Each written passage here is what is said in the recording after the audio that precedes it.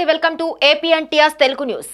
రోడ్లపై ప్రయాణించే వాహన చోదకులు ప్రతి ఒక్కరూ తప్పనిసరిగా ట్రాఫిక్ నియమాలను పాటించి సురక్షితంగా వారి గమ్యానికి చేరుకోవాలని పెదగంట్యాడ ట్రాఫిక్ పోలీస్ సిబ్బంది అవగాహన కార్యక్రమం నిర్వహించారు।